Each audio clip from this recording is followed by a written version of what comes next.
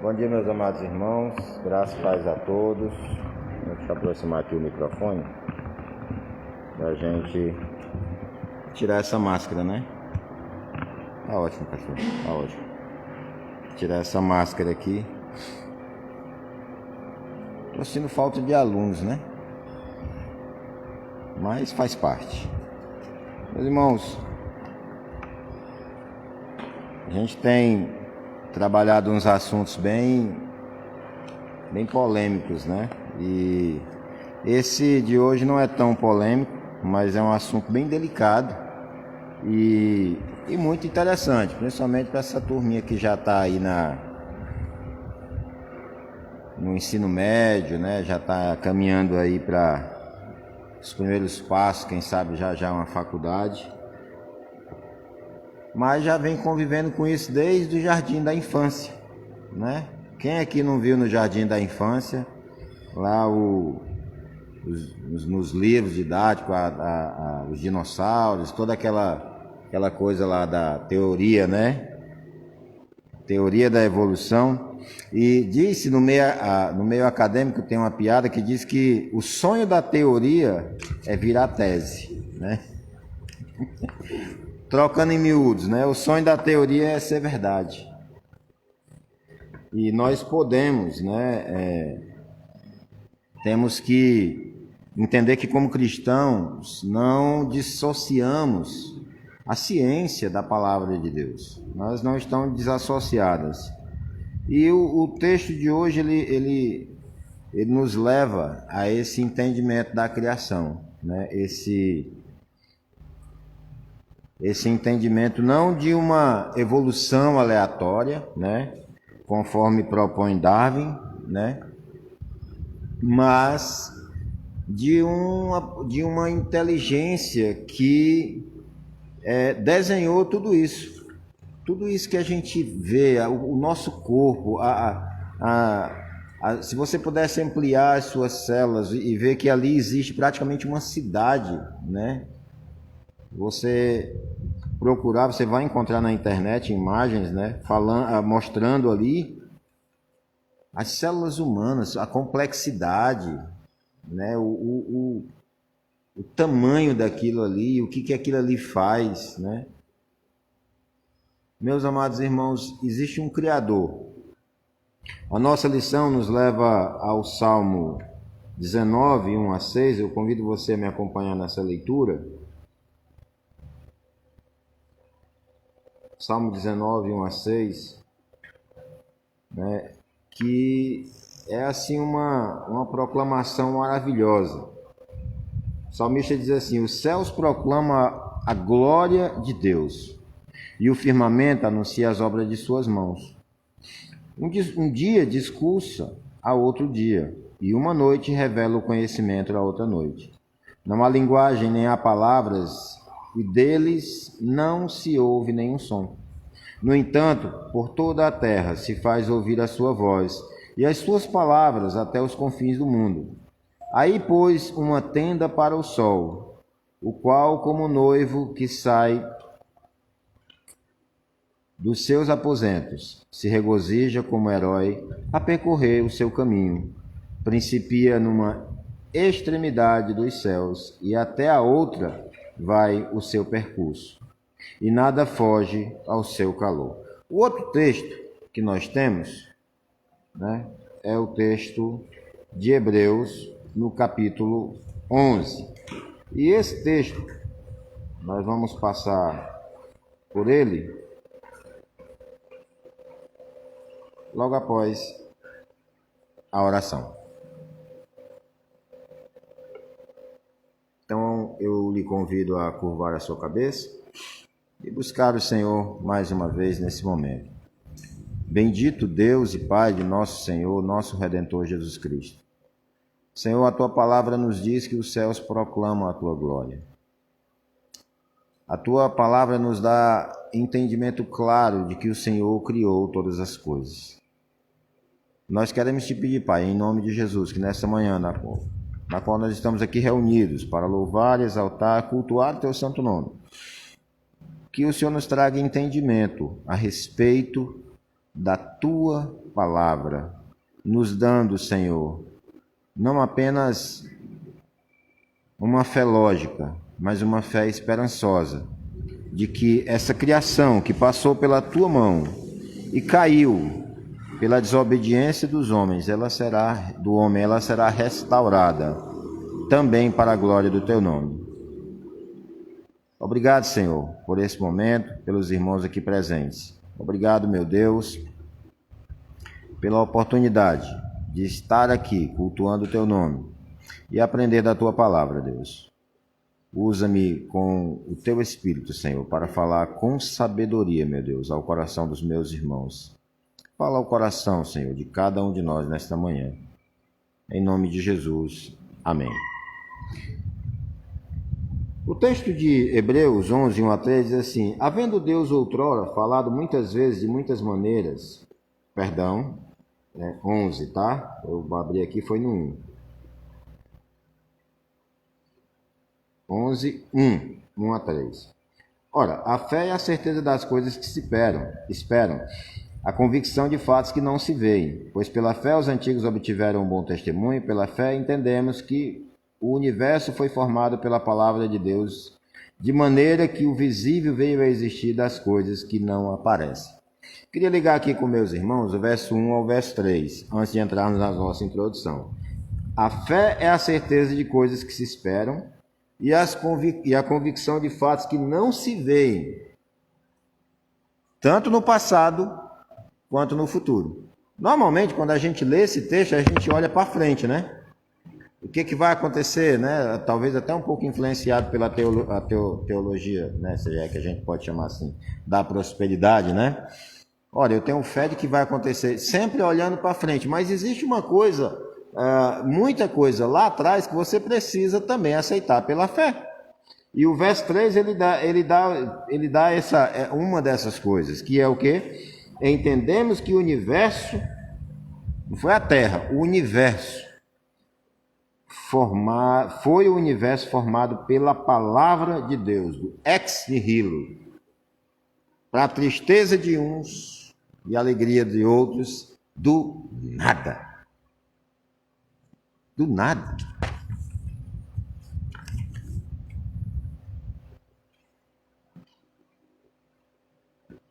Do nada.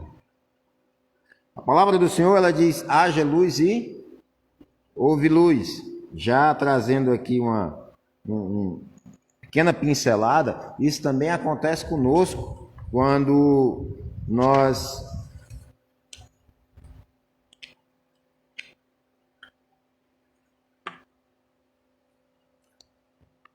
passamos pelo processo de conversão. Haja luz e a luz veio a nossas vidas. Mas esse não é o tema de hoje, tá? Então, assim, a nossa revista ela traz aqui uma introdução bem interessante. Nós somos expostos à teoria da evolução desde as aulas do ensino fundamental até a faculdade.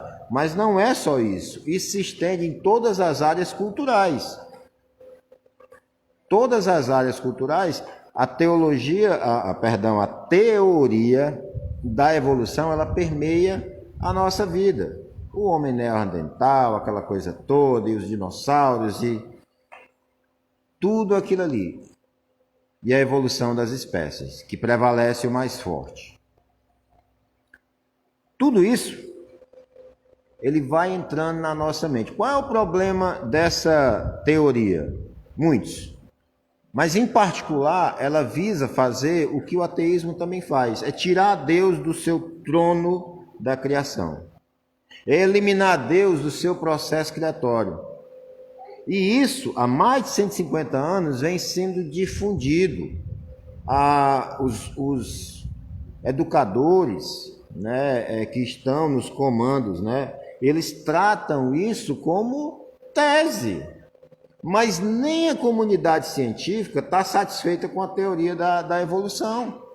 O que há de controvérsia não é brincadeira. Nós precisamos entender, gente, que a ciência ela encontrou novos caminhos nos últimos anos. Nós temos tecnologia hoje para observar o macro e o micro. E entender que dentro de cada coisa A mão de Deus está presente. Como disse o nosso verso, vou voltar aqui um pouco mais. Os céus proclamam a glória de Deus, e o firmamento anuncia as obras de suas mãos. Tanto os céus, o macro, como o micro, proclamam a glória de Deus. Eu não quero me estender muito nessa questão, porque a gente pode aqui abrir um leque de oportunidades para conversar que vai ser muito demorado. Hoje eu vou estar um pouco mais centrado dentro da revista. Amém? Eu vi um amém aí, foi? Alguém disse? Não, né? Por quê? Porque eu entendi o seguinte, dessa vez, se eu sair da revista, nós vamos conversar 3 dias, a EBD, né, que já teve a EBD aqui que durou 2 horas, eu vou deixar vocês sem almoço. Para evitar esse detalhe, eu vou caminhar mais pela revista hoje. O que acontece? Há pouco tempo nós tivemos aí, dentro dessa controvérsia científica, surgiu a ideia do design inteligente. Ou seja, alguém que planejou detalhadamente cada aspecto da vida nessa Terra. Cada aspecto. Nós precisamos voltar para o nosso texto, voltar para o nosso texto de Hebreus e entendermos que tudo que existe foi formado pela palavra de Deus. Só que, para muita gente, isso não entra. Primeiro porque não é para todo mundo que a Bíblia é a única fonte de regra de fé e prática, né? A Bíblia não é a palavra final para um incrédulo ou para cético. A ideia da nossa revista é trazer um entendimento do que é o que dentro dessa evolução, desse design inteligente. Que há uma contradição com a evolução, teoria da evolução, porque se a comunidade científica não se entende, se eles próprios, com todo o seu ceticismo, né, porque o bom da ciência é quando ela questiona, não é quando ela aceita. É quando ela está questionando, mas o porquê disso, o como disso. Será que realmente é esse o caminho? Porque assim eles vão chegando ao entendimento. Cada vez mais aumenta o número de, não apenas cientistas cristãos, mas também ateus e agnósticos também, que não professam outros que não professam a fé cristã, que defendem a ideia de que há um desenhista, há um criador, existia alguém que planejou tudo isso. Não, essa não é uma exclusividade de cientistas cristãos, ok? Agora,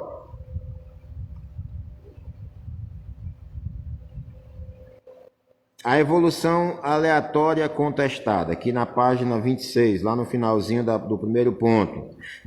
O design inteligente não trata do surgimento de todas as coisas, mas em lugar de um desenvolvimento aleatório, como propõe a teoria da evolução, propõe que há uma inteligência e propósito por trás do mundo. Pessoas e animais de formas vivas, né? Isso aqui a gente já falou. Agora, nós cristãos, para nós não devemos nos surpreender com essa ideia. Por quê? Porque ela já está no Evangelho, né? Já está ali. João 1, verso 1. Alguém pode ler rapidinho? João 1. João, Evangelho de João, o grande, como diz meu irmão Tarcísio, João grande. Era o verbo estava com Deus, o verbo era Deus. Pode continuar, pastor. Todas as coisas foram. Deixa eu ficar o versículo olhando para ele.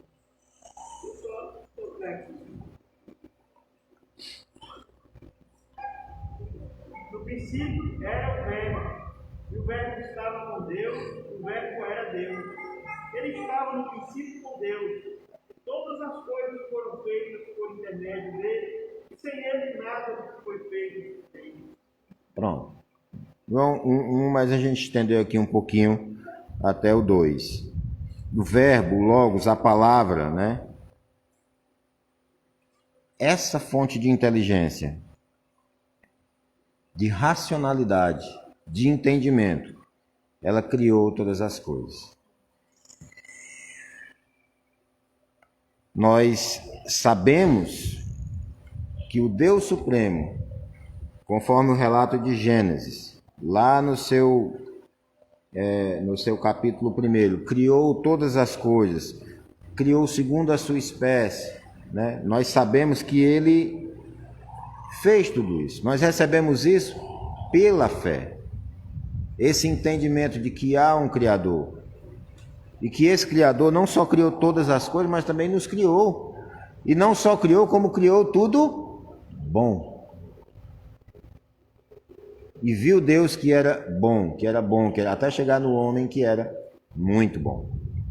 E aí vale o tempo verbal que era, né? A obra da criação.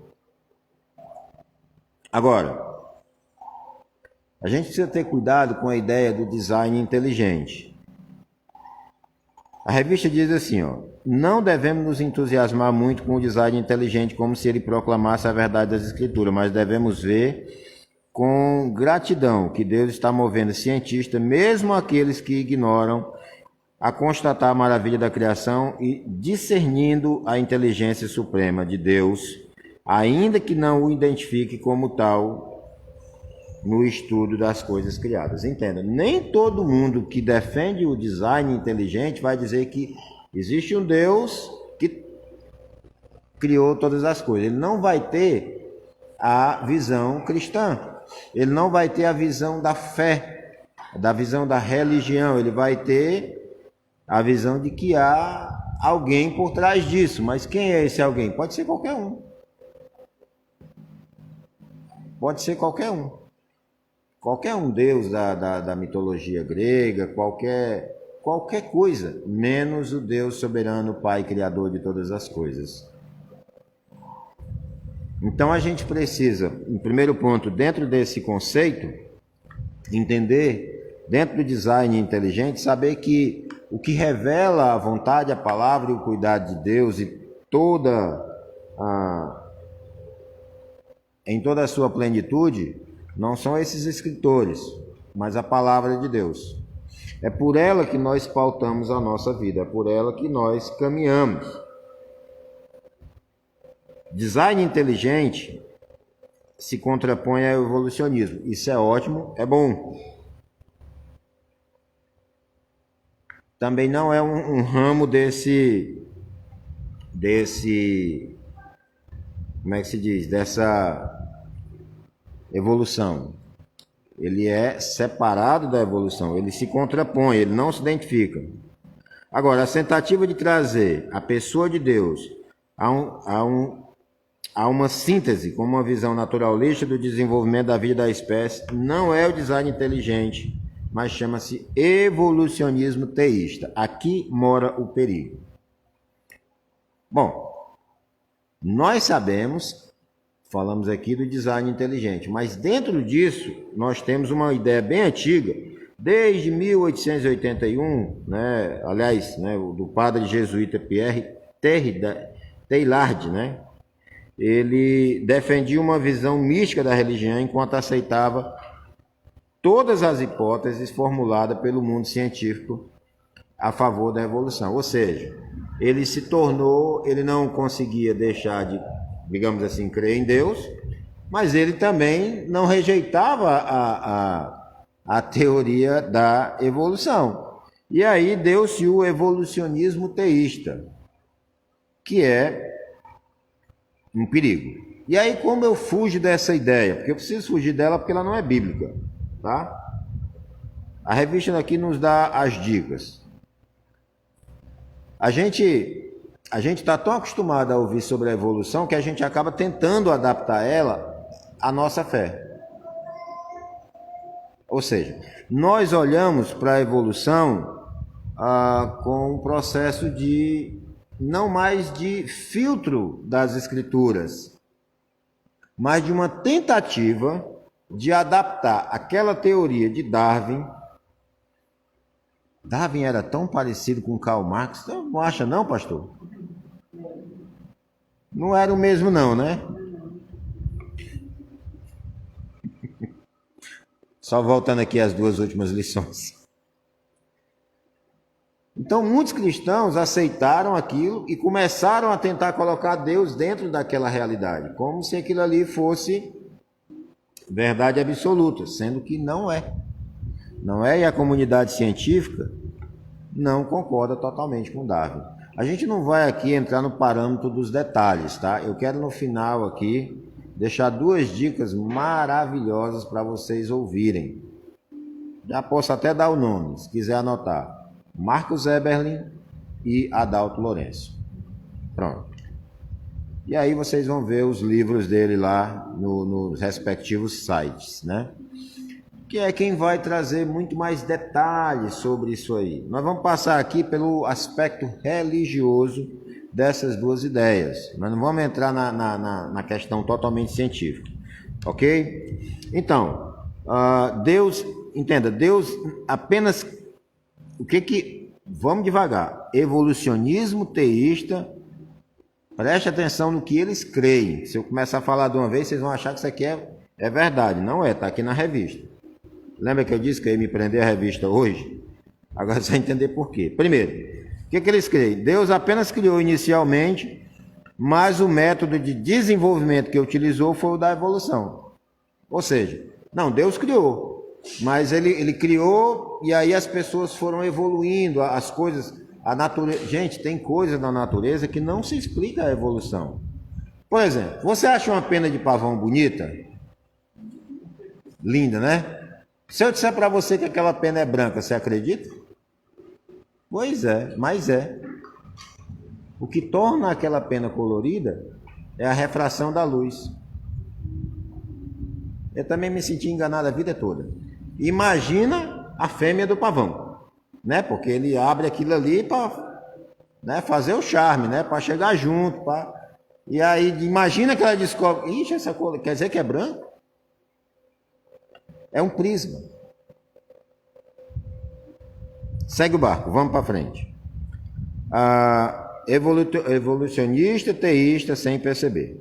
Segundo, a pessoa de Adão não é um personagem real, mas uma referência simbólica à raça humana que teve início quando o homem superou em inteligência os animais. Só para ficar claro e registrar no rodapé.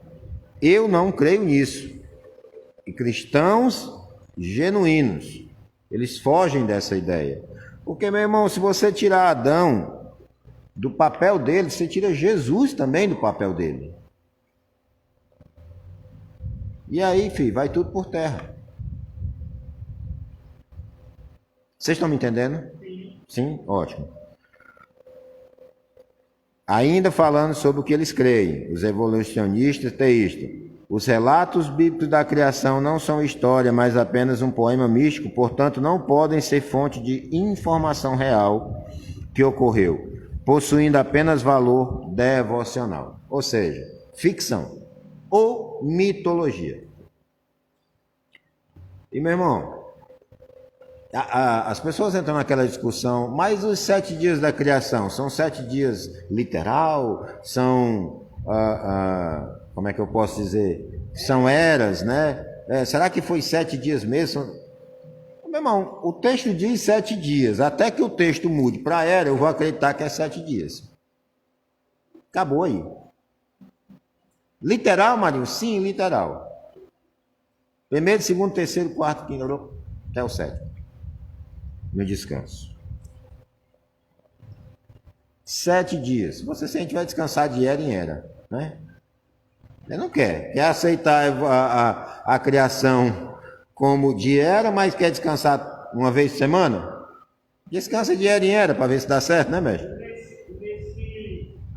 Nesse assunto de ciência, né, de relação com a Bíblia e a ciência, o vereador Adalto Lourenço é sempre muito bom, né, nesse assunto, né? Só corrigindo, pastor, me perdoe, é presbítero. Presbítero.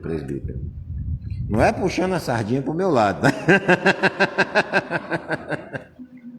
Mas ele é presbítero, Adalto Lourenço. Mas ele há mais de 10 anos atrás, foi através dele, do site da Fiel, que eu descobri muita coisa e que me encafifou, usando aqui o nosso cearês, na juventude. Porque, para mim, eu não sei para você, mas para mim foi um problema.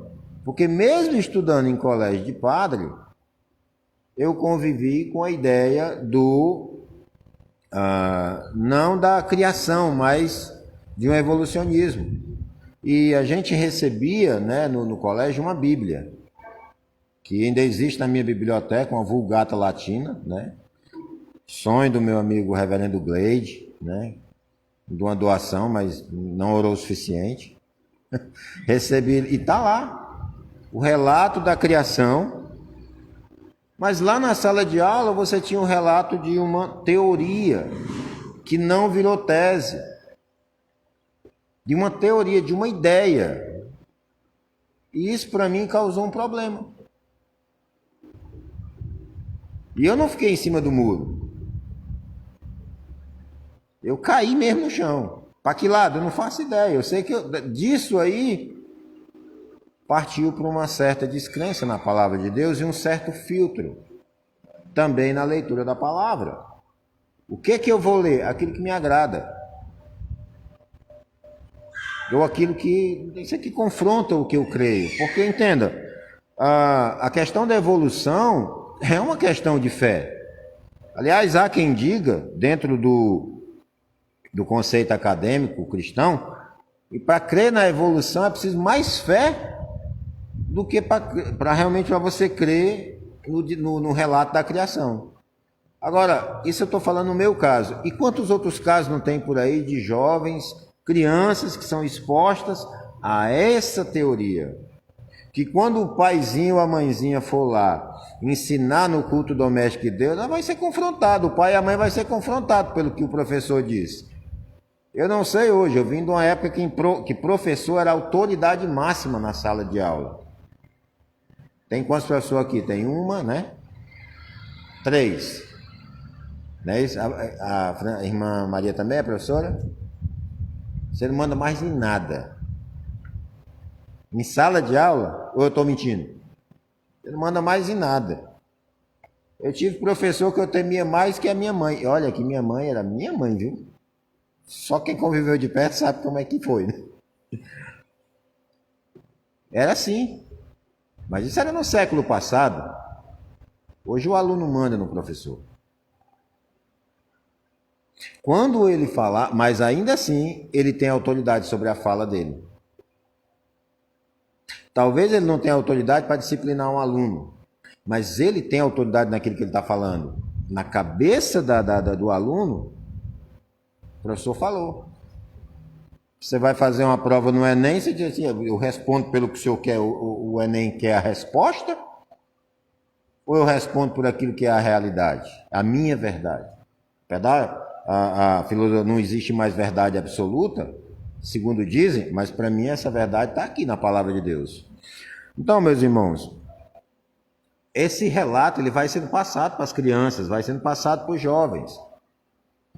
E Deus vai perdendo nesses corações o seu lugar de preeminência, o seu devido lugar. Agora, quais são os cuidados que nós devemos ter? O cristão deve rejeitar toda síntese que procura acomodar a teoria da evolução com a pessoa de Deus, por várias razões, entre as quais estão aqui 4. Os relatos da Escritura são confiáveis e verazes. Mesmo que o estilo seja poético em alguns trechos, isso não significa que seja apenas história. É o que diz aqui Gênesis, né, no capítulo 1 até o 3. É uma poesia, mas não quer dizer que seja mentira. Os irmãos estão me entendendo? Lucas 3:38, alguém pode ler? Lucas 3:38.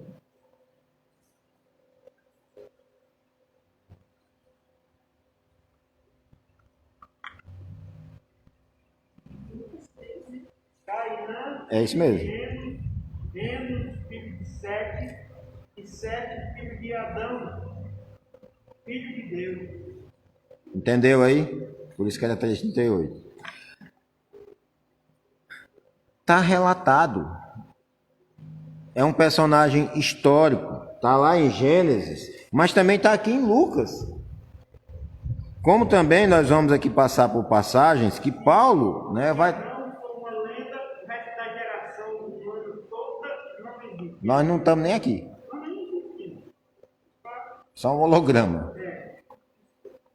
Então, Nós somos apenas uma imaginação de quem não existia pensou. exatamente. Só que Adão existiu. E uma das razões pela qual nós vivemos essa crise que se alastra pela humanidade desde do capítulo 3 de Gênesis, né? Uma das razões pela quais a gente olha para cá, nós enchemos esse terreno aqui de entulho, querendo que não crescesse mato e não adiantou só nada, porque se fosse feijão tinha que tratar, tinha que cuidar da terra, tinha que arar, tinha que adubar. Se fosse uma planta, gente, eu gosto de planta, eu cuido de planta lá em casa, quem cuida das plantas sou eu. O pessoal chega, acha bonito, né? Aí assim, ela mostra, mas o jardineiro ali, né? O jardineiro sou eu, né? A tia foi que minha irmã Ione, eu botei uma foto do jasmim, né? Que tem assim na entrada, estava bem florido. E aí ela botou assim, nossa, como tá bonito e tudo. Eu disse assim, obra das minhas mãos. Né? Mas assim, meus irmãos, adoração, né? Recebe adoração. Mas o homem, o trabalhador é digno do seu salário, já que elas não pagam, né? Mas voltando, né? Então assim, meus queridos, existe um relato histórico dessa criação. De alguém que foi lá e não só do barro fez o homem, mas que soprou nas suas narinas o fôlego de vida, o ar.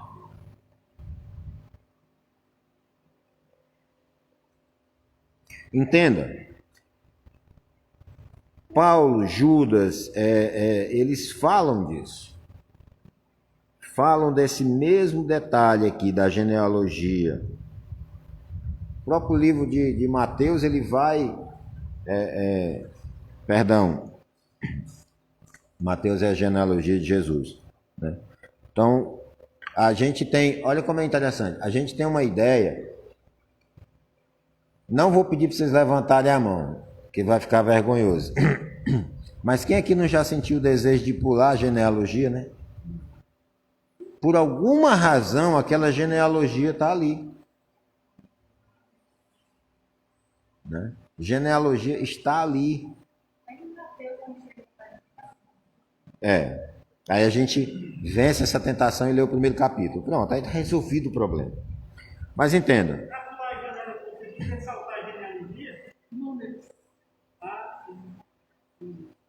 Pular a genealogia é não ler. Está mais claro agora? Pronto. Números, Mateus. Agora, olha o perigo. A aceitação da teoria da evolução destrói totalmente a cristologia, pois na Escritura Adão é comparado ao Cristo histórico. Cristo existiu, Adão também. Deus criou os animais segundo sua espécie. E esse trecho aqui, de Gênesis 1, 20 a 25, ele é totalmente incompatível com a teoria da evolução. O cara viajou para uma ilha para observar lagartos. E de lá ele tirou toda uma ideia. Lembra, sabe o quê? Aquilo que Paulo diz, cuidado com as fábulas engenhosamente montadas, né? Paulo estava se referindo aos escritos filósofos voltados para o entretenimento, como, por exemplo, vamos usar aqui um bem conhecido, os escritos de Homero, que virou religião. Os deuses, né? Os deuses pagãos, tudo aquilo, fábulas engenhosamente montadas. E aqui você pode colocar a mesma aplicação. Cuidado, porque isso aqui foi uma fábula engenhosamente montada, mas que tem sido difundido pela 150 anos que essa teoria vem permeando os corações humanos, produzindo ateus agnósticos, crente das mais variadas marcas e fraquezas, teologia liberal,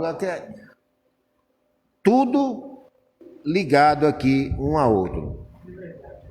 Então, veja bem, homem e mulher são criados de uma maneira diferente e especial.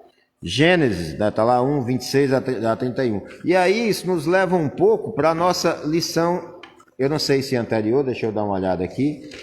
Não, anterior foi o pastor, né? A anterior que no caso eu dei, que foi a lição 6, não, lição 5, sobre a ideologia de gênero. Há até quem diga, né, defendendo a ideologia de Gênesis. Não é uma ideologia, é uma realidade. Gênesis, o relato da criação em Gênesis é uma realidade. Tem aquela historinha do professor. Não, o aluno chegou ao professor da escola bíblica e disse assim: professor, o senhor crê mesmo, sério, o senhor crê mesmo que Jonas foi engolido por uma baleia? Aí o professor olhou para ele e disse assim: meu filho, me diga uma coisa, você crê em Gênesis 1 até o 3? Mas creio. Meu filho, a baleia é detalhe. A baleia engoliu um homem, é detalhe na frente disso aí. Você crê nisso, o resto é detalhe. E pegando essa historinha pseudo-engraçada, o que a gente observa? Destruindo esse relato da criação, todo o restante passa a ser contestado. Porque se os primeiros versos da palavra de Deus não são verdade, é só ficção, o que eu vou fazer com o restante do livro? E o livro de Jonas nem diz que é exatamente uma baleia, né? A baleia é um grande peixe, né? É um grande peixe. Que pode ser qualquer, lhe dou já a palavra, viu? Pode ser qualquer animal. A gente fala baleia porque nós na escola bíblica, nós nas salinhas de criança é o que a gente vê, né? Um grande peixe, baleia. Tem um peixe maior que a baleia? Cara, a gente estava conversando aí, o pastor, esses dias, o que tem nas profundezas do mar, a ciência nem catalogou tudo ainda, e tá longe, ó. O mar, ele é mais profundo do que ele tem mais profundidade do que nós temos aqui em elevações, como por exemplo o Pico Everest. Tem lugares no oceano que ele é muito mais fundo que o Monte Everest, que é o lugar mais alto da Terra, não é isso que dizem? Quase 9.000 metros. Eu não sei o número exato. Yuri,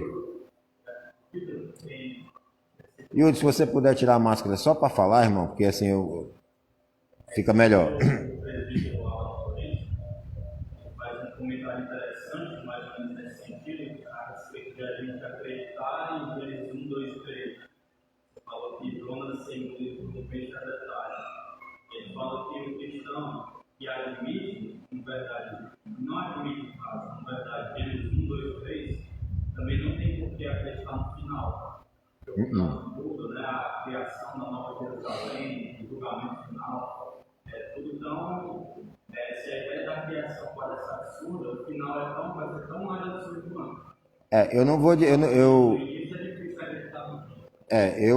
Eu fui mais detalhado do que eu botei todo o restante, né? A gente embaralhou tudo aqui, porque a gente vai passar por dentro de conceitos bíblicos, né? Que, obviamente, a noiva descendo do céu, ataviada, aquela cidade cheia de pedras preciosas, ficção. Gente, entenda uma coisa, vocês precisam entender. No começo da nossa lição ele diz assim, ó. Deixa eu ver aqui na página 1. Eu vou falar do que eu estou lembrando para a gente não se perder aqui. Mas ele fala que não é só nos meios acadêmicos e na escola. Eu já falei isso para você ser enfático, toda a nossa cultura, ela passa por por um desvio da palavra de Deus. Né? Quem aqui leu Avatar e ficou acordado? Tem uma pessoa que assistiu Avatar e não, mas ela dormiu no filme, a opinião dela não serve. Quem aqui assistiu o filme e ficou acordado? Até o final. Você pode assistir, mas não tinha vergonha não, assistir também, viu? Então você tem lá no final do filme, você tem o quê? A árvore da vida. A árvore que dá a vida. Todo aquele filme é baseado numa teologia, por assim dizer, panteísta. É a natureza, é a mãe natureza. Né? Essa luta de classes que envolveu não só, como a gente falou lá na questão do feminismo, homens e mulheres, patrões e empregados, ela envolve também toda a raça humana e a natureza. Uma questão panteísta. Então, voltando aqui para dentro do nosso assunto. O cristão, ele não pode se deixar levar, nem por todo o vento de doutrina, porque às vezes a gente vigia na doutrina, mas esquece das outras coisas. Mas às vezes por vento de entretenimento. À luz da palavra de Deus, tirando aquilo que ofende detalhadamente a pessoa de Jesus e a sua criação, você pode ler e ouvir qualquer coisa e assistir qualquer coisa.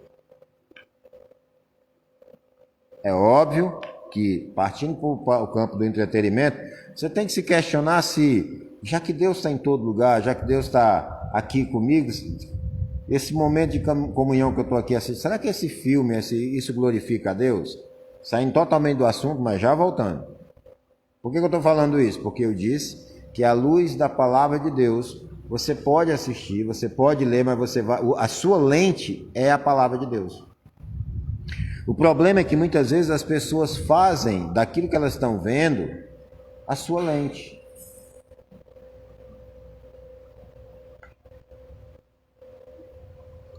Vamos continuar aqui na página 28, tá? E o quarto ponto. O evolucionista teísta procura explicar a humanidade como a conhecemos, como uma ascensão da forma animalesca humana. Isso contradiz o relato da queda, o relato da queda, que é decadência e não a ascensão. Ou seja, se a gente comparar hoje, o homem começou com menos tecnologia, menos recursos, mas bem melhor do que nós.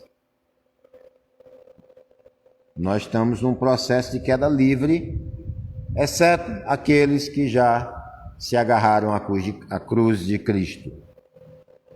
Então, onde é que entra o problema do evolucionista teísta? Ele enfraquece a pessoa de Deus. É o mesmo Deus da teologia liberal. É o mesmo Deus, é um Deus fraco. É um Deus cheio de sentimentos humanos. Cheio de mimimi. Esse é o Deus da teologia liberal. Não é o Deus das Escrituras, entenda? O Deus da teologia liberal é outro.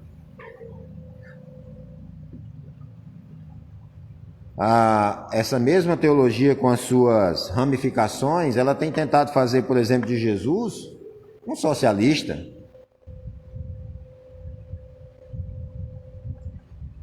Marx e Engels olharam para Cristo e, olha, ele distribui peixes, então ele é socialista igual a nós.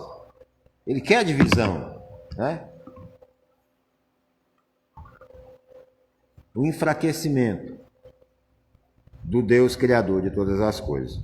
Meus irmãos, eu estou conseguindo me fazer entender por vocês, sim ou não? Se tiver alguma dúvida hoje, vocês podem perguntar. O pastor está aqui, né?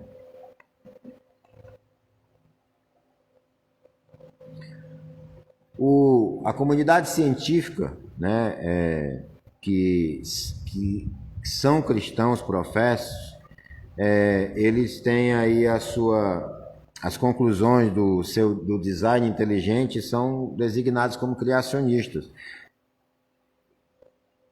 Criacionismo são as pessoas que defendem o relato da criação. Defendem realmente e provam, e trazem evidências. Interessante como um relato se contrapõe ao outro, né? Relato evolucionista, o homem está evoluindo. E o outro está decaindo. Aí, com a evolução que em um laboratório humano sai um vírus, o pouco que mata a humanidade toda, né?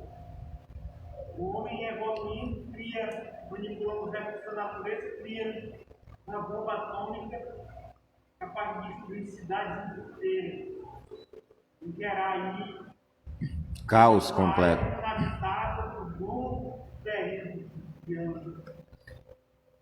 A volta a... São muito controversas, né? E aí, pastor, a gente pode até pegar nesse seu comentário aqui e voltar lá até que o senhor falou da bomba atômica, né? Voltar aqui nos primeiros capítulos de Gênesis, diz assim, ó, no princípio criou Deus os céus e a terra. A terra era o quê?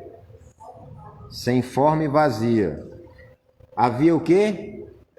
Trevas. Sobre o quê? Sobre a face do abismo. E o que o Espírito de Deus fazia? Ele pairava sobre as águas. Aqui é como se ele estivesse chocando, né? Isso, o que foi que Deus fez? Haja luz. Gente, esse relato ele é maravilhoso. Talvez uma boa ideia para você seria começar em Gênesis 1 e até o 3, né? Até aquele diálogo indivíduo que não era para estar ali, mas está, e depois voltar de novo. Sabe, até isso aqui fica claro para você. Como é que você disse? O diálogo não é para... Gênesis 3, o diálogo da serpente com o relato. Sim, não era para ter a vida pena, né? Que não era para ter, mas houve. Né? O plano, né? O plano redentivo ele é antes da fundação do mundo. Mas eu digo assim, houve a queda, mas houve também a sua providência. Deus não deixou o homem desamparado, nem na sua nudez. Né? E bem que Adão e Eva podia ter pego folha de urtiga. Eu não sei se vocês já viram uma espécie de urtiga que ela tem uns espinhos bem no meio. Ele podia ter usado aquelas ali, não de figueira. Mas Deus foi lá e deu a sua providência. Matou um animal, fez vestes, já mostrando que sem derramamento de sangue não há remissão de pecados. Mas até esse relato aí, dentro desse entendimento, mostra que essa pseudo-evolução ela não existe. Nós estamos evoluindo para pior. Talvez nós estamos evoluindo em tecnologia, em recursos, isso e aquilo, mas a cada ano que passa a humanidade vai ficando pior. Cada ano. Meus irmãos, o que nós podemos fazer? Eu e você, como cristão. É claro que nós não vamos aqui nos formar em ciência.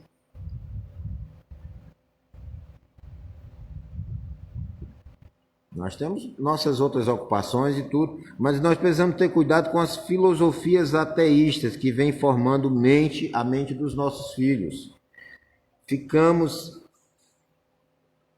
Devemos ficar incomodados em tomar uma providência, pelo menos sobre aquelas ovelhas que estão sob a nossa tutela. Os filhos.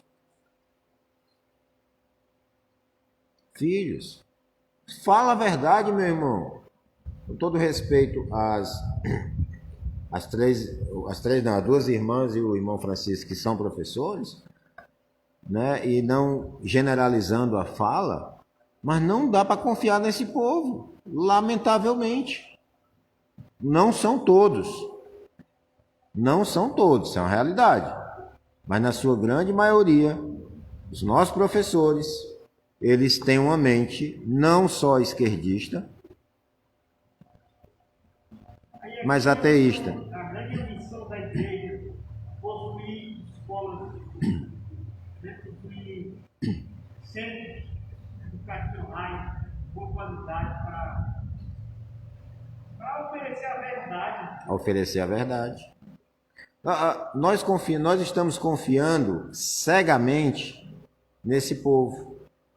E depois não entendemos porque que muitas vezes, poxa, mas o meu filho se afastou da fé, mas o que foi que aconteceu? Então não sei, talvez uma falta de um culto doméstico, a falta de um estudo das escrituras em família, talvez uma boa escola dominical, está discutindo os assuntos, está presenciando a comunidade cristã, talvez isso. Eu já tenho falado aqui, eu estou sendo até repetitivo. A fé dos nossos jovens está tão balançada, não é balanceada não, está balançada de um jeito que ele não precisa mais que um professor para destruir tudo que ele acreditou na vida toda. Aí nessa hora o professor é autoridade na sala de aula. Na hora da mentira ele é autoridade, na hora de ensinar português, matemática, ciência, tá entendendo onde é que está o problema? Por quê? Porque o que ele fala é coceira nos ouvidos daqueles que estão querendo já se afastar de Deus. Muitos desses professores, eles não são culpados sozinhos. Nós temos uma parcela de culpa, porque muitas vezes nós não estamos discipulando os nossos filhos. Quem faz isso? YouTubers. Quem faz isso? Os professores. Fala a verdade, meu irmão. A responsabilidade é sua, de cuidar, de educar o seu filho, é sua, no caminho do Senhor. Nós estamos aí numa eminência, essa semana, graças a Deus, que no estado do Ceará foi proibido, né, a mudança da questão do pronome neutro, né? Que cara, palhaçada, negado.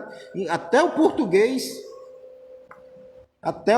já não é uma língua fácil.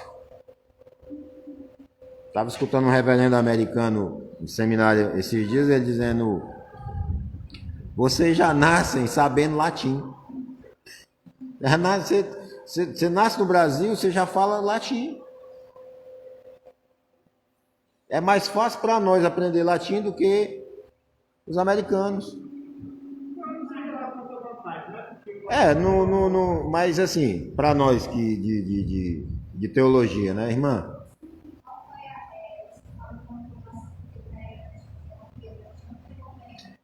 E agora quem não pegou fui eu, de novo.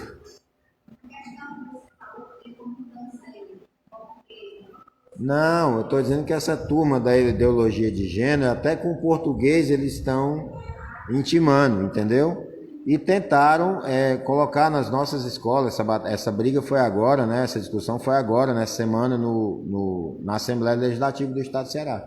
Tanto foi abolida a questão do pronome neutro, né? Não existe mais ele, ela, é ele, né? Como também, não existe não, é isso que eles querem, tá? Como também a questão da ideologia de gênero. Foi duas coisas que foram tiradas da grade curricular. Quando tira o pronome, aí estão intimando, no caso aí, com o português, com a nossa língua portuguesa. É isso que eu quis dizer. Não, graças a Deus não. Mas eles não desistem. Eles vão continuar. Porque isso tem todo um significado diabólico por trás, gente.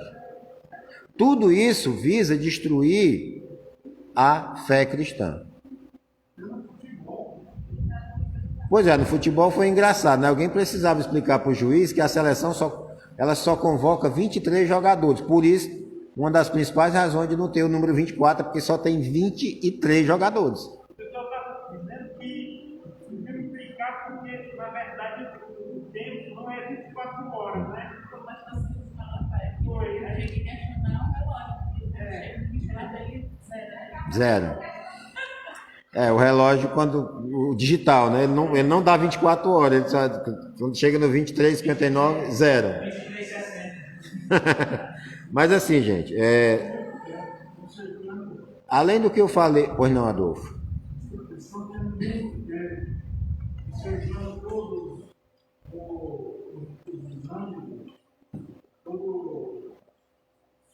Toda a raça cristã, esquerda, tem mudado toda a forma Preste atenção numa coisa. Por que é que os judeus não se dão com os samaritanos?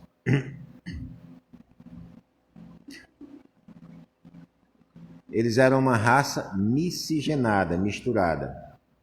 Então, assim, ó, quando no passado um reino conquistava o outro, qual era para destruir aquele reino? O que ele fazia? Ele começava a misturar o povo, de forma que a língua fosse se perdendo, os costumes eles fossem indo desaparecendo, para aquela raça desaparecer mesmo, não só dela desaparecer culturalmente, a cultura e a língua desapareciam. Então você conseguia eliminar um povo, fazendo essa, digamos assim, essa vitamina com água, né? É uma das razões que os judeus não se davam, né? Ou não se dão com os samaritanos, porque além de tudo eles tinham um culto misto, né? Tanto que você vai ver Jesus discutindo com a mulher, conversando, né? Nós adoramos nesse monte, mas vocês dizem que a adoração é em Jerusalém, vocês não sabem o que estão fazendo. Ou seja, como Jesus disse assim, historicamente falando, vocês foram influenciados por cultos pagãos. Então, por que eu estou falando isso? Porque nessa questão da língua, se você começa a introduzir algumas coisas, quando eu tiro o ele ou ela, nós voltamos aqui lá para a lição 4 agora, daqui a um tempo, isso não faz mais sentido. Então, todo esse processo de ideologia de gênero, ele toma esse fôlego. Tá, eu só quero falar assim, encerro aqui essa ideia, tá, que a gente falou, e a gente já volta para a lição. Irmã, pode falar. Só uma questão curiosa, né, a respeito da linguagem, do poder da linguagem que tem, né, na vida das pessoas, na sociedade, e em todas as instâncias dela, é que a Ana Louca, da Cabo Estadual, que você está falando, né, ela colocou bem nessa questão do inimigo da feminismo, da intervenção, esqueci o tipo de livro, mas né, ela fala sobre isso. E as feministas, né, elas usam a linguagem, né, uma das feministas centrais, nesse capítulo 4, é usar justamente a linguagem para convencer as pessoas das ideias, né, da teoria que elas trazem. Porque ela diz que não é pela mídia, não é pela cultura, mas é pela linguagem, pelo conhecimento, né? E eles trazem, querem trazer essa mudança na própria portuguesa em relação a isso, né? Querem mudar os termos gramaticais básicos, né? Que vem desde a latim e tal, e eles querem também usar esse poder da linguagem para o convencimento das pessoas. E aí, irmã, né, só para complementar a sua fala, aí a gente volta para aquele ponto da autoridade do professor. Porque lá na sala de aula, para aquela criança ali, o que o professor está falando tem poder. Não que a palavra tenha poder, tá? Só a única palavra que tem poder é de Deus. Mas ela tem influência. Ela tem influência de, se não moldar, mas pelo menos confundir. Porque na hora que tem confusão... Bom, nós estamos aqui no ponto 3 e nós não podemos, voltando para a questão do design inteligente. A gente fugiu um pouco aqui, tá? Mas nós não podemos também ignorar o debate. Nós temos que debater sobre isso. É um assunto fácil? Não é. A ciência não é a minha praia. Mas nós temos que manter as nossas convicções. Eu dei 2 dicas aqui, tanto de leitura como de vídeos, né, desses 2 irmãos que eu citei, né, tanto o Adalto Lourenço como o Marcos Eberlin, eles têm muito material na internet que você pode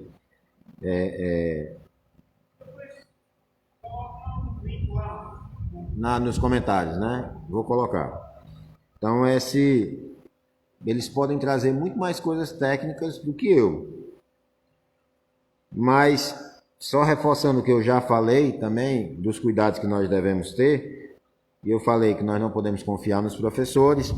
Obviamente, a irmã tinha saído, né, para atender ali a netinha dela. Não é generalizado, tá? Não estou generalizando a fala, mas em grande parte é. Por quê? Em filosofia, a gente diz assim, não existe neutralidade. Trocando em miúdos, falando em português bem claro, cada um puxa a sardinha pro seu lado, filho. Mas aí em nenhum lugar, na música, né? Na música, né? Na nossa própria composição de pensamento, nossa natureza decaída sempre vai ficar para baixo.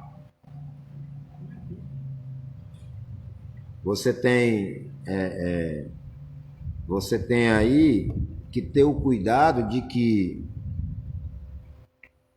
eles vão defender os ideais dele. E as gerações, elas estão ficando mais complicadas. O homem tem piorado, meu irmão. Desculpa aí, né? Esse negócio de dizer que o homem é bom e o meio é quem corrompe, não é não, viu, filho? Ele já é corrompido e está estragando o meio. Não devemos aceitar o divórcio entre a ciência e a religião, né? E também outros divórcios. Eu queria acrescentar aqui, religião eu não discuto. Religião e política não se misturam. Tá tudo bem juntinho e misturado. O debate político ele é religioso. O Estado, né? Franklin Ferreira, professor Franklin Ferreira, ele tem um livro, a Idolatria do Estado, que fala da questão do comunismo. Quem é o Deus do Estado? Quem é o Deus do comunismo?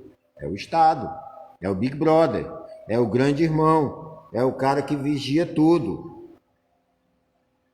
É o cara que está ali, ele é o Deus. Entendam que quando as coisas elas estão assim bem ligadinhas umas à outra, quando você tira Deus do relato da criação, você consegue introduzir outras filosofias tranquilamente.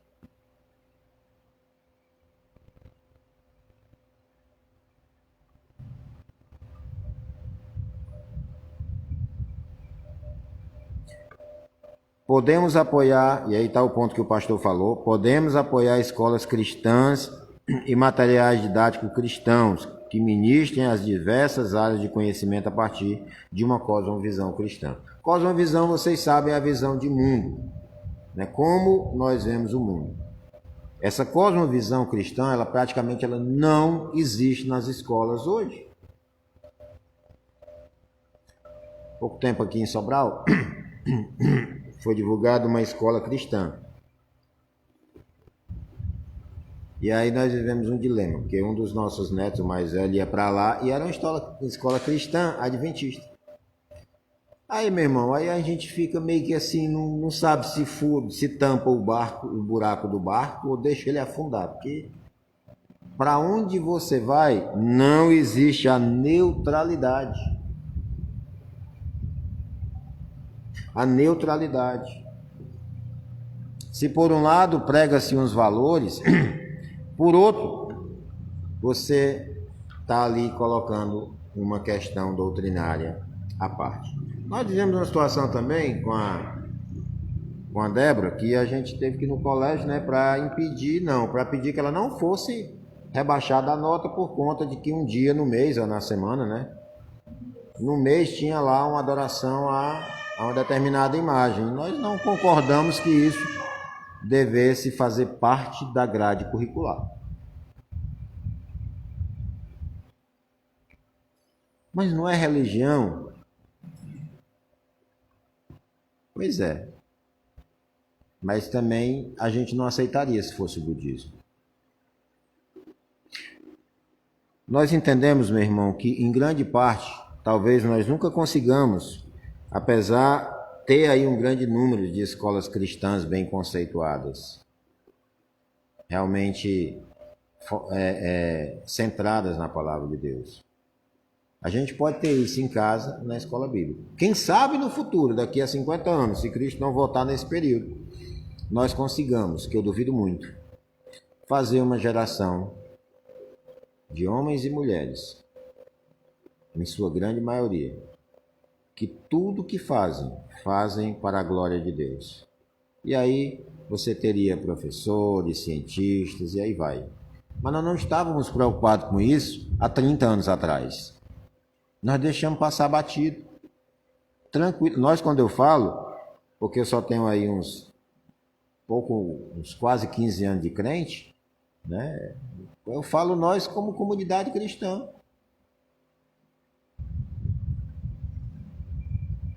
Nós deixamos passar batido. Os pais acharam que levar o filho para a igreja era a solução para todos os problemas. Ô, meu filho, não é não.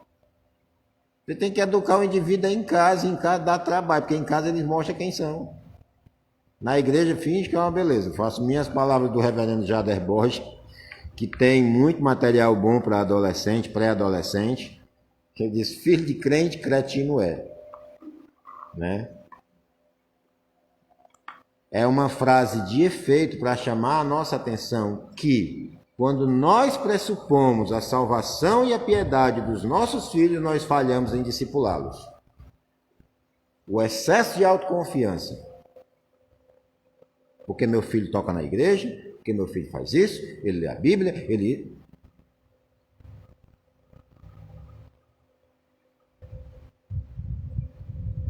Tá sentindo falta de vocês dois. Tá certo.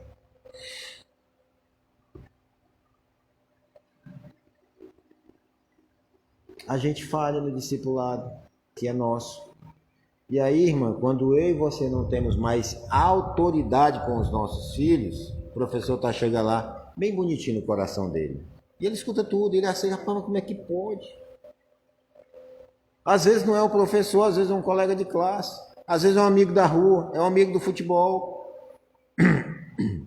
Sem contar, por exemplo, só como falar que as escolas, as universidades, elas trazem as obras que elas querem, os autores que elas querem, que elas acreditam, né? E se passar esses autores todos eles, esquerdistas, né? Pela linha do marxismo. E aí, tudo isso vai mudando, né, a nossa consciência e inconscientemente nós acreditamos, falamos sobre isso, né, defendemos, né, como você citou ali, que o homem ele se corrompe no meio da sociedade. É a sociedade que corrompe o homem, né? É a sociedade que é culpada pela corrupção do homem. Quer dizer, que o homem não tem nenhuma responsabilidade sobre isso, né, segundo o Sou. E a gente tem o Sou como o cara, né, na filosofia. E até então eu acreditava tudo que ele dizia. Né? E aí a gente pega tudo isso como verdade. A gente não desconhece toda a literatura que é cristã, né? que é a gente de direita, digamos assim. Né? Por exemplo, o caso do Big Brother. Todo mundo assiste o Big Brother. O Big Brother é a fama aí da mídia. Mas aí a gente esquece que desconhece, no meu caso, A história, né? Do que do Orwell, né? 1984, que era o Big Brother da época, uma leitura assim, que é atualíssima, que foi seguida há décadas, né? Atrás. Já prevendo essa filosofia do Estado, né? O que a irmã está falando é que a ideia do Big Brother, né, pelaquela emissora de TV, ela parte de um escrito de um livro do século passado, né? Aliás, do século retrasado, eu me lembrei aqui estou aqui me falhando, né? Século passado só. Então, assim, ele já previa, né, essa questão do Estado, né, tomando de conta de tudo, né? O Estado no controle. A gente não percebe, mas as coisas estão bem ligadinhas uma à outra. Então, quando você tira da cabeça dos jovens a pessoa do Deus, o relato de uma queda que levou à degradação da humanidade, aí começa a se... Voltaire não foi aquele que disse que Deus estava morto? Também? Não. Eu esqueci aqui uma frase de efeito dele a respeito da religião, né? Esses dias eu estava fazendo uma leitura e... Não, Dawkins é mais... Richard Dawkins disse essa frase aqui que eu falei, mas Voltaire tem uma frase similar. Me falhou aqui, eu misturei aqui os autores.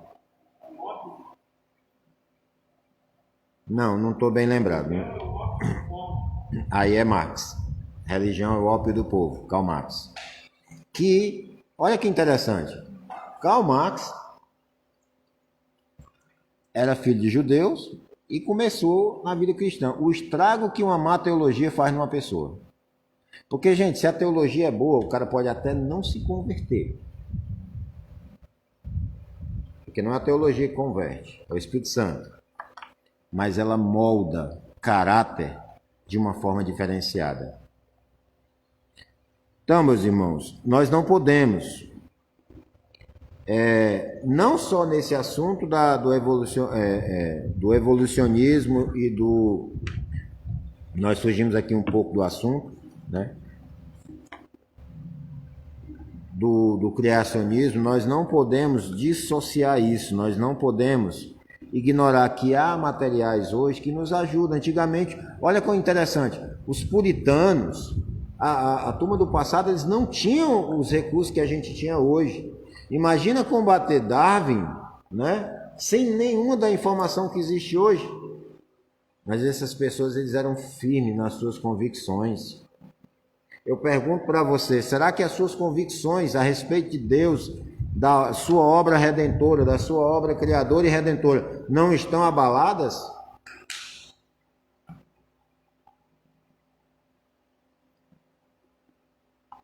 Hoje nós temos aí informações de sobra, mas a melhor informação que você pode ter está aqui, ó. Deixa eu ver aqui. Lá em Hebreus, onde nós lemos, no capítulo 11.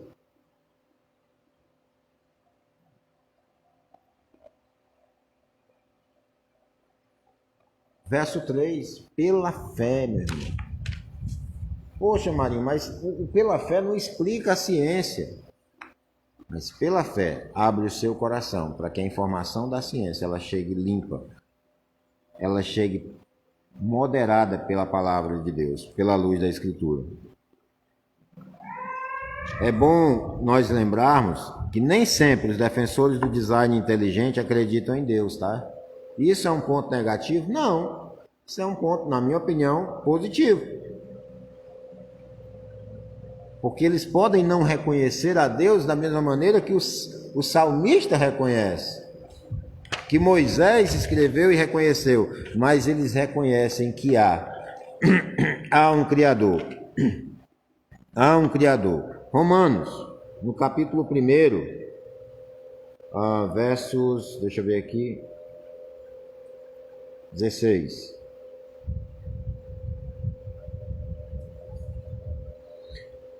Diz assim, perdão, verso 18. A ira de Deus se revela do céu contra toda a impiedade e perversão dos homens que detêm a verdade pela injustiça, porquanto, no verso 19, o que de Deus se pode conhecer é manifesto entre eles, porque Deus mostrou.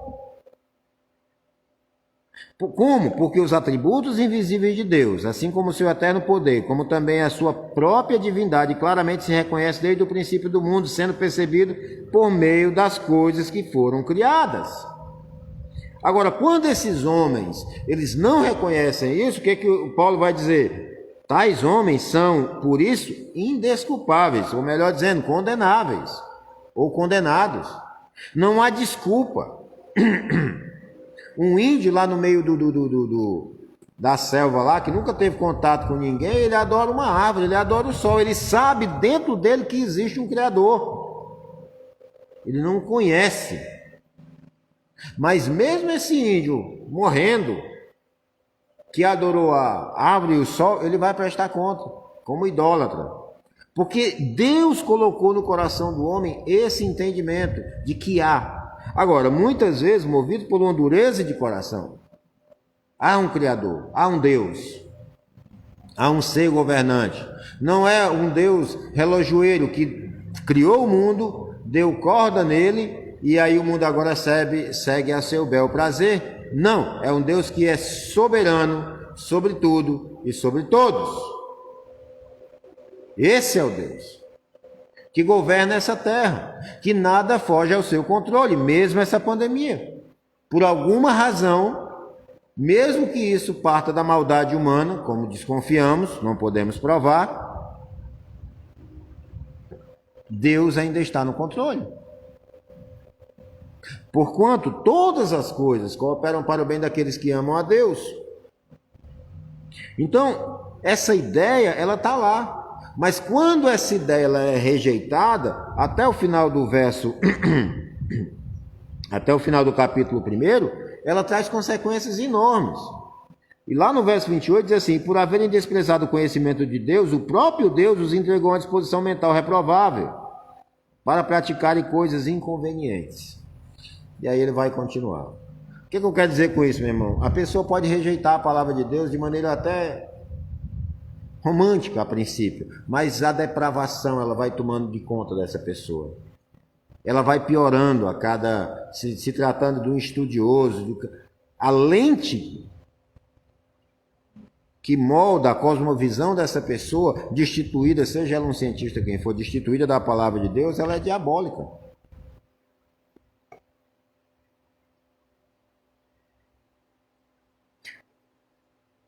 A crença no Criador e na criação é uma questão de fé.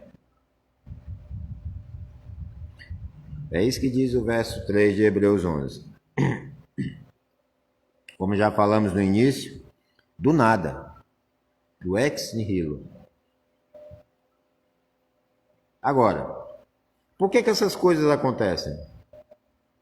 Por que coisas tão claras para nós são obscuras para essas pessoas? Paulo dá a dica. 1 Coríntios, no capítulo 2, está aqui na nossa revista, 1 aos Coríntios, capítulo 2, versos 14 até o 16. Ora, 1 Coríntios 2, 14 a 16 diz: ora, o homem natural não aceita as coisas do Espírito de Deus, porque lhes são loucura, e não pode entendê-las, porque elas se discernem espiritualmente. Porém, o homem espiritual julga todas as coisas, mas ele mesmo não é julgado por ninguém. Pois quem conheceu a mente do Senhor, que o possa instruir? Nós, porém, temos a mente de Cristo. Ainda, meu irmão, que tropece nas evidências do céu, que proclama a glória de Deus, o homem natural, ele não aceitará. Por quê? Porque elas se discernem espiritualmente. É espiritualmente que nós entendemos. É pela fé, é uma questão espiritual. Então, às vezes você pode até bater cabeça, mas está tão simples, tão claro, tão visível, por que a pessoa não entende? Porque ela está morta.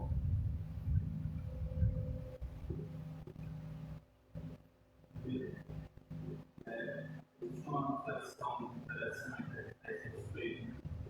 A gente costuma dizer que a ciência e a fé elas não se contrapõem. E fala a verdade.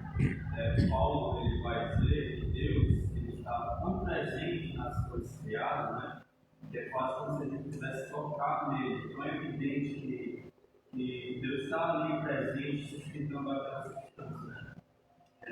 Paulo diz isso aonde?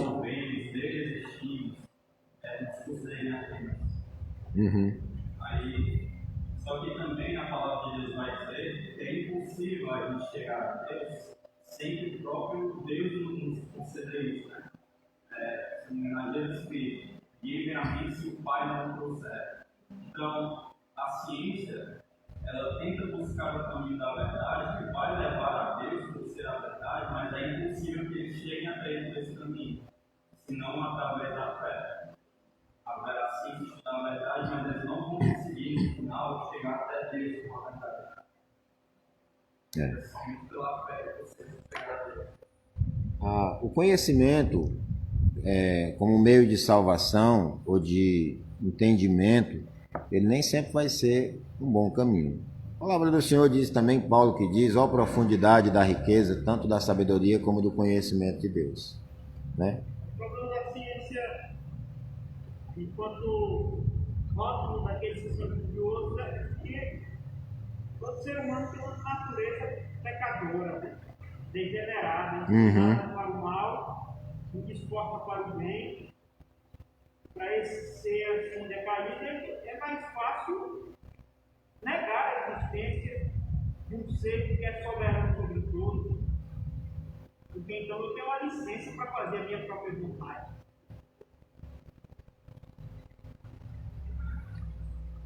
A mente do homem caído, ela é corrompida.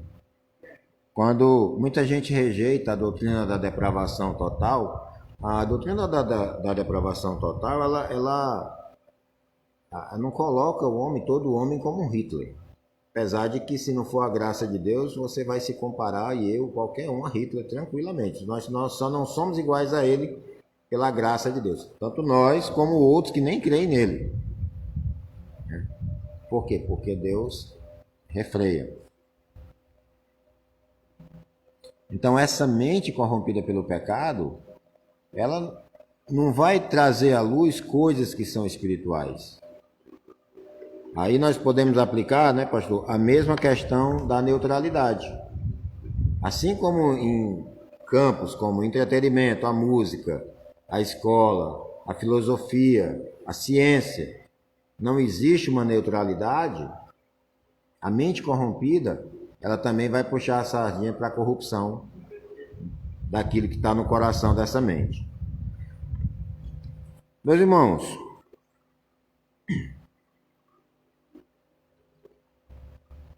só para finalizar aqui na nossa página 29, durante anos a teoria da evolução apresentou uma similaridade estrutural de vários seres vivos como evidência de uma descendência comum.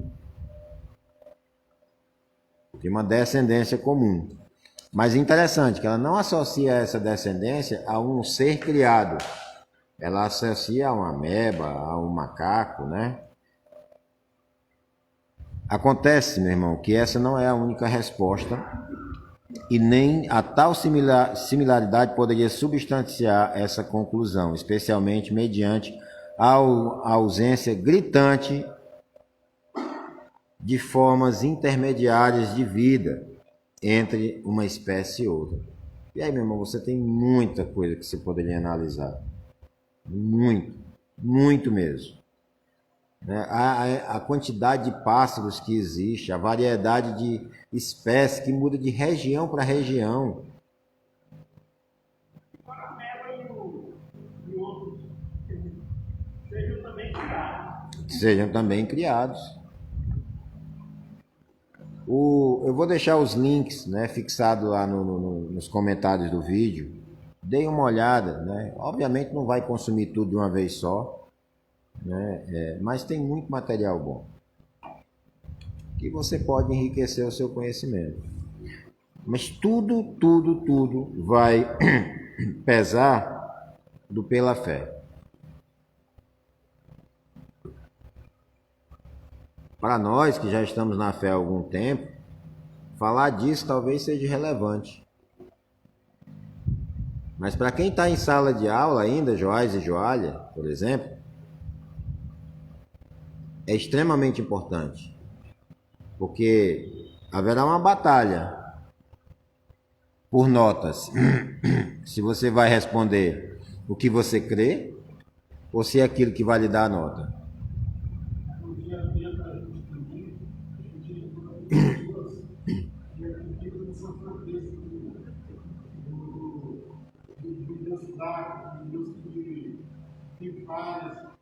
Então, nós temos que aprender bem como explicar para eles que o nosso Deus não tem isso. Isso se dá, irmão Adolfo, por conta do... Isso está ligado ao pensamento grego, né? Dos deuses gregos, que eram cheios de defeito, de falha, de rebeldia, de inveja. Nosso Deus, ele é puro, santo e limpo. Não tem nada que manche o nosso Deus. Oi.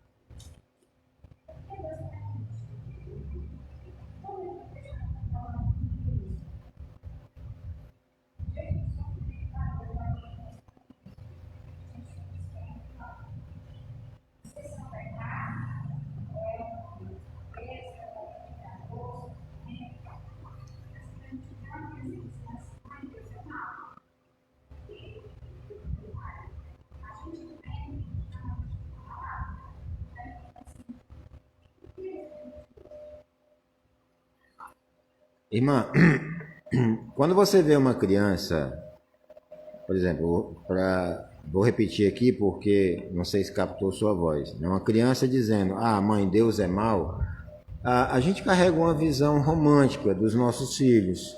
Ele é tão corrompido pelo pecado quanto nós. A gente imagina o final da novela, por assim dizer, o final do filme, a criança dizendo Deus é mau. Mas a gente não lembra o que essa criança está ouvindo no dia a dia, quem ela está escutando e também a corrupção do seu coração. O apóstolo Paulo, ele nos dá um lembrete, diz assim, quem és tu, né, para discutires com Deus?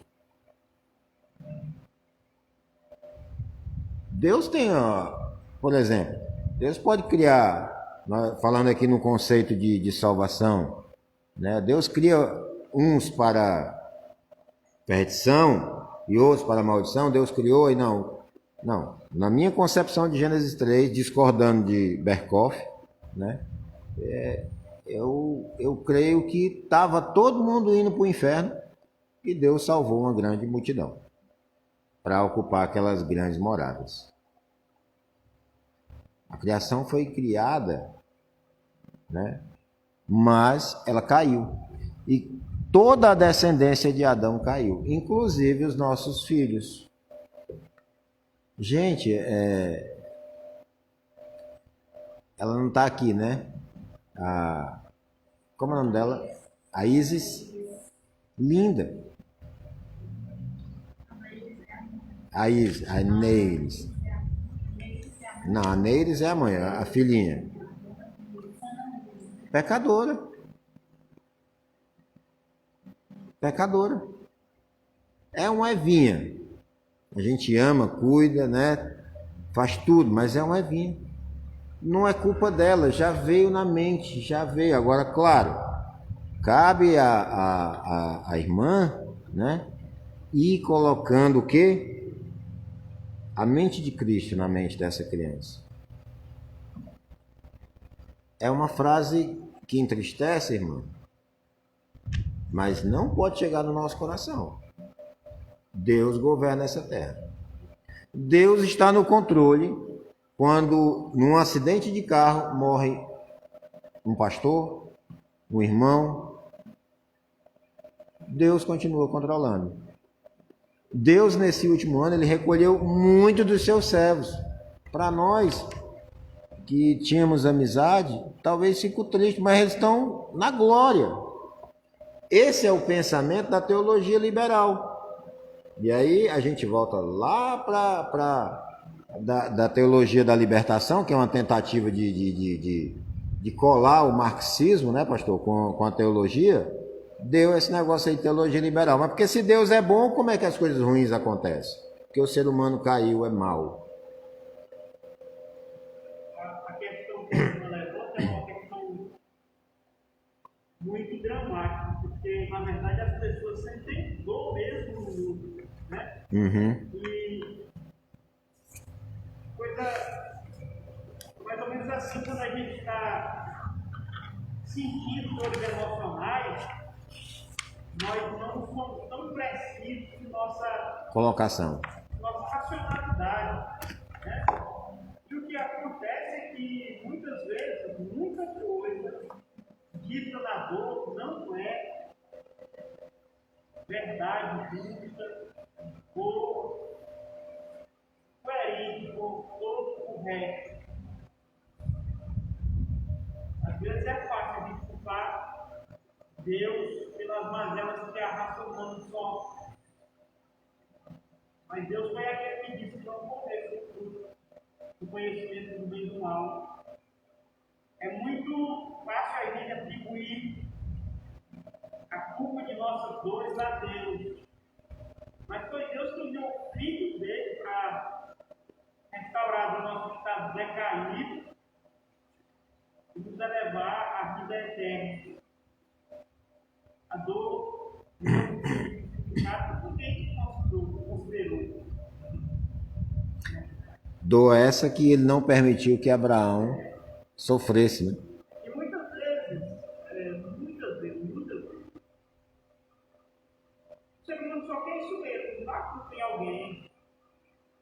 Ele não está interessado numa explicação coerente, que é mesmo culpado. E é desde Gênesis 3, né, pastor? Desde Gênesis 3. É tirar de si a responsabilidade, né? Adão, né? Assim, não... Agora é uma realidade. Mas Deus não acabou e talvez seja muito que possa Remover. Ele é o que pode remover a dor.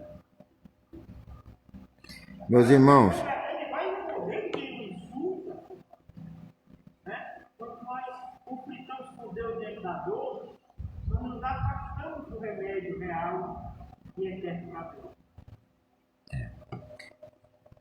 eu queria finalizar aqui, né? Eu não sei se eu consegui ser tão claro com os irmãos, porque a gente até conseguiu misturar aqui dois assuntos. Mas assim, de uma certa forma, os dois assuntos que tratou das filosofias, né, por exemplo, do feminismo que a irmã citou, eles estão caminhando nessa direção, né? A revista ela segue um padrão interessante, né, porque eles estão de alguma forma ligados. Tudo visa a levar à incredulidade. Eu sei que, como o pastor falou, quando a coisa não está bem, e a gente precisa ter cuidado, porque assim, o salmista nos ensina que você pode, de um choro da alma, né, clamar a Deus. Mas o relato de Êxodo nos mostra que entre choro e murmúrio, a linha é bem fininha. A linha é bem fininha. E o salmista, ele dá isso em vários aspectos, quando ele tem, eu não vou aqui me lembrar aqui de imediato, tem salmo que ele começa numa depressão só, do meio para lá já está vibrando. O que foi que aconteceu? Quantos dias ele demorou, que ele parou aqui nesse verso, para depois voltar e naquele verso lá onde ele já está vibrando? É a certeza de que mesmo quando as coisas não estão do jeito que a gente quer, elas estão do jeito que Deus quer. Que Deus continua governando. Meus irmãos, quando está doendo, o que a gente quer fazer é gritar e aí pronto. Mas a fé da gente, ela é provada no deserto. Eu já vivi uma situação semelhante a essa que você relatou, talvez até pior. E obviamente meu coração não se aquietou. Ele se estremeceu e ainda se estremece até hoje, irmão. Ainda hoje, né, eu oro por uma frase que eu ouvi há quase 10 anos atrás.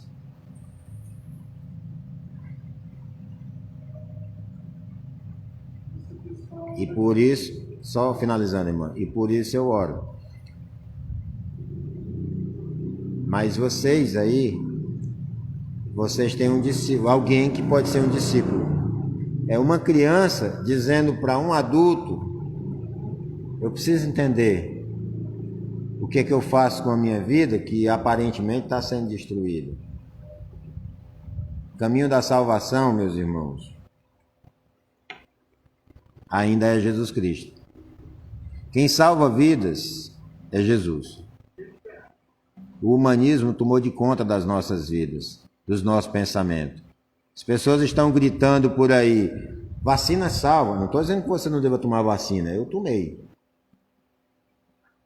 Vacina salva, mas do que adianta salvar o corpo e perder a sua alma?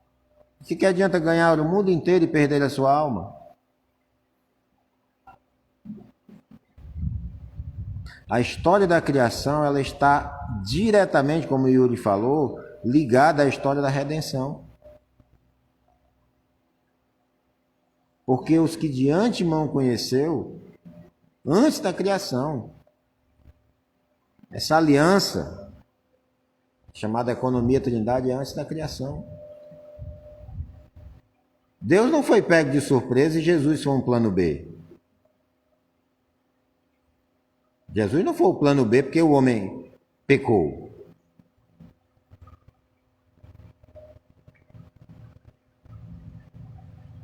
Não é. Foi antes da fundação do mundo. Meus irmãos, eu quero... Irmão Adolfo, me desculpe. Só queria acrescentar um detalhe na questão da hierarquia, e por isso que a gente tem que estar preparado a nossa santidade, a nossa devoção, a nossa crença, a nossa fidelidade com o nosso Cristo, para que nós ensinamos nossas crianças um partido para nos entender a grande necessidade e o caminho. Essa é a direção de tudo. Então, nosso instituto está preparado. A gente tem que ensinar eles essa questão, que cabe a nós sermos cristãos e ensinar nossos filhos a entender. Né? Porque às vezes a criança fala, mas talvez o pai também não era um cristão, não era o que estava ensinando o filho do cristão. Então, a gente tem que ser muito forte, tem que estar em Cristo, né? Para poder ensinar nossos filhos essas coisas. E detalhe, viu, meus irmãos? Os presbiterianos, eles batizam seus filhos na infância, né?